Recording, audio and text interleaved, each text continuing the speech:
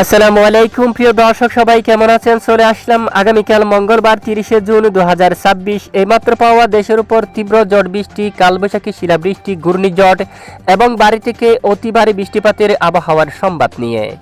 ইতিমধ্যে বাংলার আবহাওয়ায় শুরু হলো বিরাট বড় পরিবর্তন। আজ রাতের মধ্যে দেশের দিকে ধেয়ে আসছে প্রবল বেগে কালবৈশাখী এবং বাড়ি থেকে অতি ভারী বৃষ্টিপাত। আঘাত আনতে পারে বাংলাদেশ সহ পশ্চিমবঙ্গের একাধিক অঞ্চল জুড়ে, হতে পারে অতি ভারী বর্ষণ।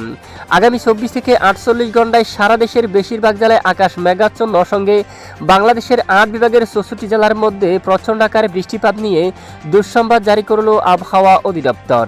এদিকে চলতি জুলাই মাসের শুরুতে বঙ্গোপসাগরে সৃষ্টি হতে পারে গভীর নিম্নচাপ।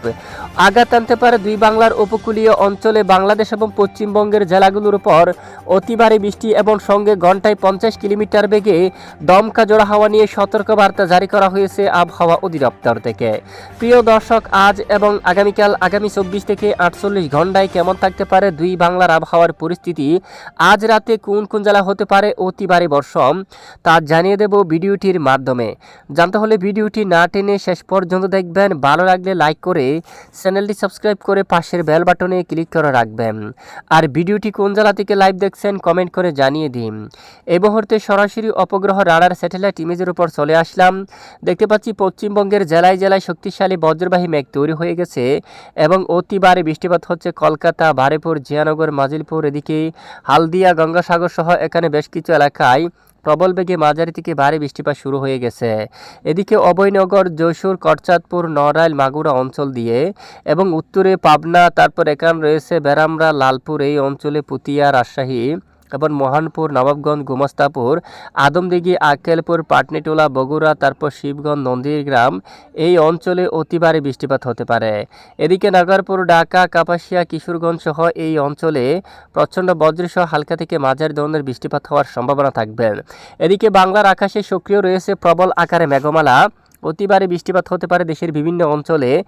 সকাল থেকে টেকনা, কক্সবাজার, ওকিয়া, চেনমার্টিন, কুতুবদিয়া সহ বেশ কিছু এলাকায় মাঝারি থেকে ভারী বৃষ্টিপাত হতে দেখা গেছে। এখনও প্রবল আকারে বৃষ্টিবাহী মেঘ কিন্তু সক্রিয় রয়েছে এবং ভারী বৃষ্টিপাত হতে পারে এখানে বেশ কিছু অঞ্চল জুড়ে। ইতিমধ্যে সরাসরি চলে যাব আমরা মেঘ বৃষ্টির আবহাওয়ার আপডেটে। আগামীকাল মঙ্গলবার 30 জুন কেমন থাকতে পারে দুই বাংলার আবহাওয়ার পরিস্থিতি। দেখা যাচ্ছে আগামীকাল মঙ্গলবার আবারও সারা দেশের বেশিরভাগ জেলায় আকাশ মেঘাচ্ছন্ন থাকতে পারে। রাজধানী ঢাকা সহ দক্ষিণাঞ্চল ও উত্তরাঞ্চলের বেশ কিছু অঞ্চলে বজ্রসহ হালকা থেকে মাঝারি ধরনের বৃষ্টিপাত হওয়ার সম্ভাবনা থাকবে। এদিকে রংপুরের দিকে, তারপর সাইদপুর, কারলে, দিনাজপুর, দেবীগঞ্জ, জলঢাকা, শীতলকুচি, তারপর এদিকে পঞ্চগড়, জলপাইগুড়ি, কোচবিহার অঞ্চল সহ এই সকল জায়গাগুলোর উপর মাঝারি থেকে ভারী বৃষ্টিপাতের সম্ভাবনা থাকবে। পাশাপাশি দেখুন বুধবার 1 তারিখ নাগাদ আরও বিভিন্ন এলাকায় হালকা মাঝারি বৃষ্টিপাত হতে পারে।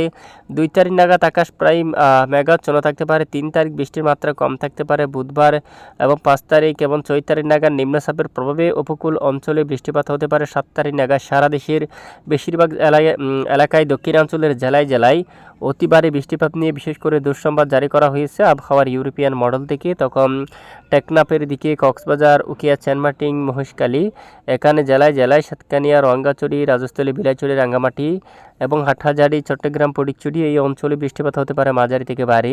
মতিরহাট, লালমোহন, বরিশাল, পিরোজপুর, মঠবাড়িয়া, খুলনা, সাতক্ষীরা, শিবনগর, সুন্দরবন, কলকাতা সহ এখানে একাধিক অঞ্চলে অতি ভারী বৃষ্টিপাতের সম্ভাবনা রয়েছে। এ হচ্ছে আজকের আবহাওয়ার বিস্তারিত রিপোর্ট। এতক্ষণ সাথে থাকার জন্য অসংখ্য ধন্যবাদ।